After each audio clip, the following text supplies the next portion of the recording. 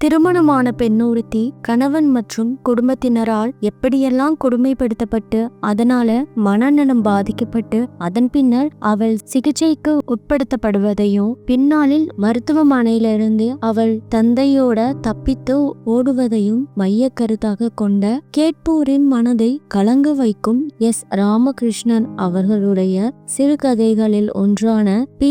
விஜயலட்சுமியின் சிகிச்சை குறிப்புகள் என்கிற கதையை தான் இன்னைக்கு நம்ம பார்க்க போறோம். வாங்க கதைக்குள்ள போகலாம்.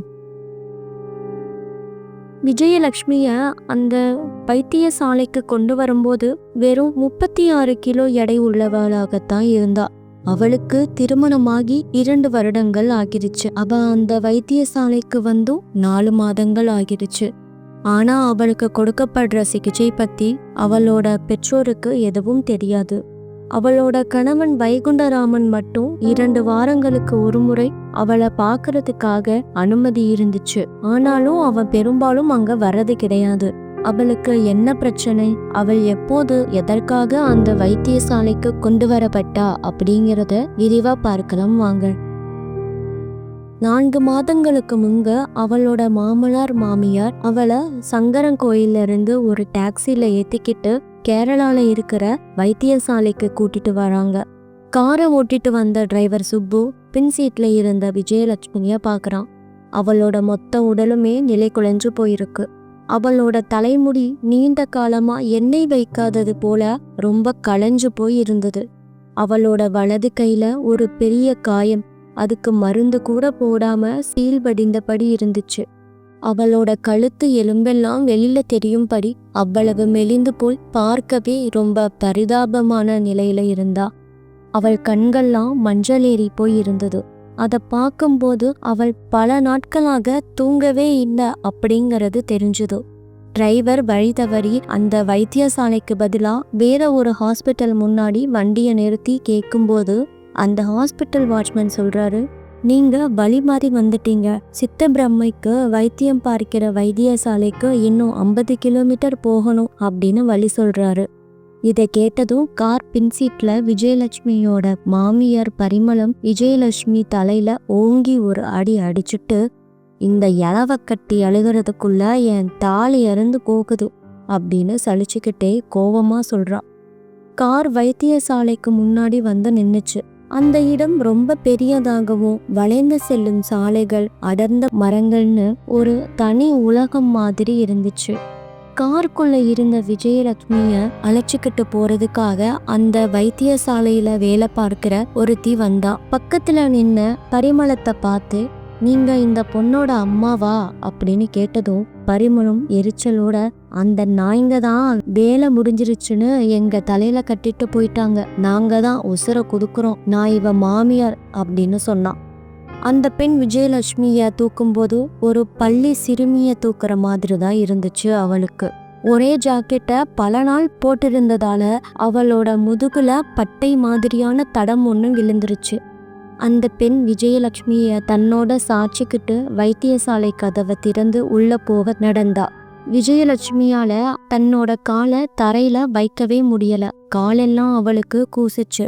அவளோட உடம்புல பிசுபிசுப்பும் துர்நாற்றமும் வந்துகிட்டு இருந்தது. ஒரு அறையில விஜயலட்சுமிய உட்கார வச்சுட்டு கதவை மூட போனா அந்த பெண். உடனே அவள் மாமியார் பரிமளம், கதவெல்லாம் மூட வேணாம், அவ தூங்கவே மாட்டா, நில குத்தனவா மாதிரி உக்காந்தே தான் இருப்பா அப்படின்னு சொன்னதும் அந்த பெண்ணும் கதவை மூடாம சாவியை மட்டும் வெளியில வச்சுட்டு போயிட்டான்.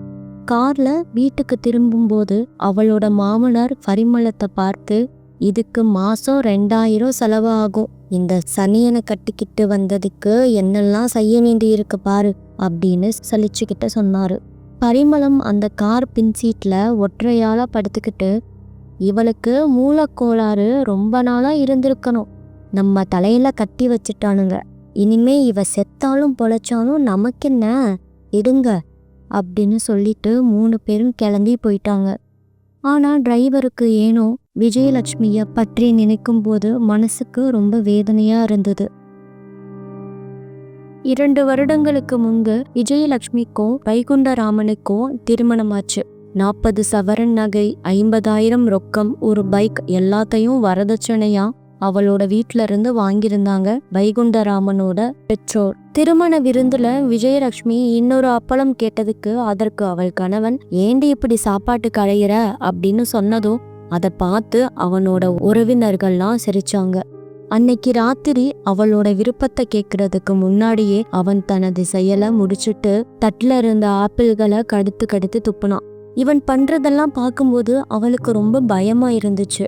அவ உடனே சுருண்டு படுத்துக்கிட்டா. காலையில விடிஞ்சு பார்க்கும்போது அவளோட உடம்புல சிறு சிறு காயங்களா இருந்துச்சு.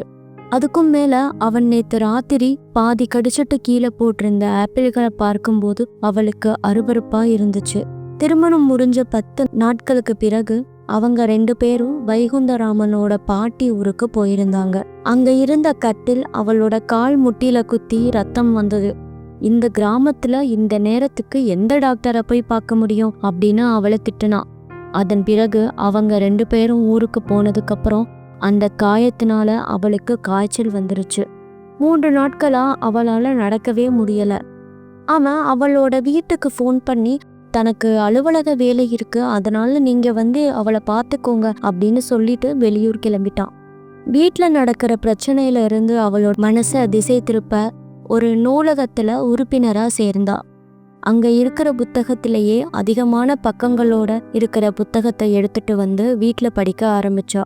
அப்படித்தான் ஒரு நாள் அவ புத்தகத்தை வாசிச்சுட்டு இருக்கும்போது அவள் கணவன் உடனே வீட்டு வேலை செய்யாம எதுக்கு புத்தகம் படிக்கிறேன்னு சொல்லி அந்த நாவலை புடுங்கி அடுப்புல போடும்போது அவள் வேணும்னே தன்னோட தலைய சுவத்துல வேகமா அடிச்சுக்கிட்டா. ஒரு நாள் சாப்பாடு போடும்போது தட்டுல இருந்து ஒரு தலைமுடிய பார்த்துட்டு அவளோட மாமனார் கோபமாகி இனிமே நீ தரையில தான் சாப்பாடு போட்டு சாப்பிடணும் அப்படின்னு சொல்லிட்டாரு. அன்னையிலிருந்து விஜயலட்சுமியும் சாப்பாடு தரையில போட்டு சாப்பிட ஆரம்பிச்சா. அவ தபால் மூலமா எம்ஏ படிக்கிறதுக்காக புத்தகங்களை எல்லாம் தன்னோட பெட்டுக்கு அடியில வச்சிருந்ததை பார்த்த அவளோட மாமனார் அவள் கன்னத்திலேயே ஓங்கி ஒரு அறை விடுறாரு. விஜயலட்சுமிக்கு பாடல்கள்னா ரொம்ப பிடிக்கும். அதனால அவ பாடல்களை முணுமுணுத்துக்கிட்டே எப்போதும் பாடல்களை கேட்டுட்டு இருக்கா. அப்படிங்கறதுனால அவளோட உதட்டுல சூடு போட்டா அவ மாமியா. வைகுண்டராமன் ஒரு நாள் வேலையை முடிச்சுட்டு வீட்டுக்கு வரும்போது அவ ஸ்ரீராம ஜெயம் எழுதிட்டு இருந்ததை பார்த்துட்டு இரவெல்லாம் லைட் போட்டுட்டு நீ எழுதுறதுனால தேவையில்லாத கரண்ட் செலவு ஆகுது அப்படின்னு அவ சண்டை போட்ட பின்னாடி அவள் எப்போதுமே தன்னோட அறையில விளக்கு போடாம இருட்டிலேயே தான் இருந்தா. துணி துவைக்கிற சோப், சீப்பு, எண்ணெய் எல்லாத்தையும் அவர்கள் அலமாரியில வைத்து பூட்டின பின்னாடி அவ ஒரே உடையில நாள் முழுக்க இருப்பதுக்கும் குளிக்காம இருக்கவும் பழகிட்டா. ஒவ்வொரு தடவை கர்ப்பம் கோடி கலைந்த போதும் அவ தன்னோட பிறக்காத குழந்தைக்கு பேர் வச்சு அதை தான் வளர்ப்பது மாதிரி கற்பனை செய்ய தொடங்கினான். இதற்காகவே நிறைய முறை அடி வாங்கியிருக்கா. அவள் 1 வருடமா உளவியல் மருத்துவர்கிட்ட சிகிச்சை பெற்று வந்தா. அவரோட மருத்துவ குறிப்பின்படி அவளுக்கு ஏற்பட்டிருப்பது அதீத பயம் மற்றும் மனசிதைவு. இதுக்கான காரணங்களாக அவர் கூறுவது இதுதான். விஜயலட்சுமி திருமணம் நடந்த நாள்ல இருந்து தொடர்ந்து 40 நாட்களாக வன்புணர்ச்சிக்கு ஆளாக்கப்பட்டிருக்கா. அதனால அவளுக்கு அலர்ஜி ஏற்பட்டிருக்கு. அவளோட உடல்ல 11 இடங்கள்ல காயங்களா இருக்கு. அவளோட முன்பல்லின் பாதி உடைஞ்சிருக்கு. விஜயலட்சுமி தொடர்ந்து 42 நாட்கள் தூங்காம இருந்திருக்கா. ஆரம்ப நாட்கள்ல படுக்கையில் கிடந்தபடியே தூக்கம் வராம இருந்திருக்கா. அதற்கு பின்னாடி அவள் படுத்துக்கிறது இல்ல, சுவர் ஓரமாகவே நின்னுட்டு இருப்பா. யாராச்சும் அவளோட தோள்பட்டைய அழுத்தி உட்கார வச்சா கூட திரும்பவும் எழுந்து நின்னுக்கிறா. இதுக்காக ஆஸ்பத்திரியில 3 நாட்கள் சிகிச்சைக்கு பிறகு வீட்டுக்கு வந்தவ அதன் பிறகு நிற்பது கிடையாது. மாறா கர்ப்ப சிசு மாதிரி கை கால்களை ஒடுக்கிட்டு உட்கார்ந்துருக்கா. விஜயலட்சுமி திருமணமாகி வந்த 2 மாதங்கள்ல கணவனோட நிறைய தடவை சண்டை போட்டிருக்கா. அதனால அவள் கணவனும் அந்த வீட்டு ஆண்களும் அவளை பலமா தாக்கியிருக்காங்க. பிறகு அவள் தற்கொலை முயற்சி செய்யும் போது கண்டுபிடிக்கப்பட்டு 3 நாட்கள் ஸ்டோர் ரூம்ல அடைச்சு வைக்கப்படுறா. அவளுக்கு 2 தடவை அபார்ஷன் ஆகியிருக்கு. சில நேரங்கள்ல அவள் நாட்கணக்குல தொடர்ந்து அழுதிருக்கா. ஒரு நாள் வேலை வாய்ப்பு அலுவலகத்தில் தான் பதிவு எண்ணை சேர்ப்பதற்கு சென்னை போகணும்னு சொன்னபோது அவளோட எல்லா சர்டிபிகேட்டையும் அவளோட புகுந்த வீட்டார் எரிச்சு போடுறாங்க. அடுத்தடுத்த நாட்கள்ல அவளுக்கு தூக்கமின்மை, நடந்த விஷயங்களை திரும்ப திரும்ப சொல்றது, கற்பனையில தான் இறந்து போயிட்ட மாதிரி அத அவ நம்புறது மாதிரியான நோய்க்கூறுகள் அவளுக்கு துல்லியமா வெளிப்படுறதா அந்த உளவியல் மருத்துவர் சொல்றாரு. இதையெல்லாம் கேள்விப்பட்ட அவளோட கணவர் வீட்டுல உள்ளவங்கெல்லாம் அவளுக்கு கல்யாணத்துக்கு முன்பே இந்த மாதிரி பிரச்சனைகள் இருந்திருக்கும், அதை மறைச்சுதான் கல்யாணம் செஞ்சு வச்சுட்டாங்க அப்படின்னு வாய்க்கு வந்தபடியெல்லாம் சொன்னாங்க. இந்த சம்பவங்கள்லாம் நீண்ட காலமா நடந்த பிறகுதான் புத்தி சுவாதனம் இல்லாம போன அவளை இந்த வைத்தியசாலைக்கு கொண்டு வந்து விட்டுருக்காங்க அவளோட புகுந்த வீட்டார். அவள் இங்க வந்து 4 வாரம் ஆகியும் யாரோடையும் அவ பேசல. ஒரு நாள் ராத்திரி தன்னோட அறைக்குள்ள வந்த தவளைய இரவு முழுக்க பச்சக்கன் எடுக்காம பார்த்துக்கிட்டே இருந்தா. பின்பு அந்த தவளை விடுந்த பிறகு ஒரு செடிக்குள்ள ஓடி மறைஞ்சுக்கிட்டத பார்த்து கைத்தட்டி சத்தமா சிரிச்சா. அவள் மெல்ல மெல்ல பழைய நிலைக்கு திரும்ப அவளுக்கு 6 மாத காலமாயிருச்சு.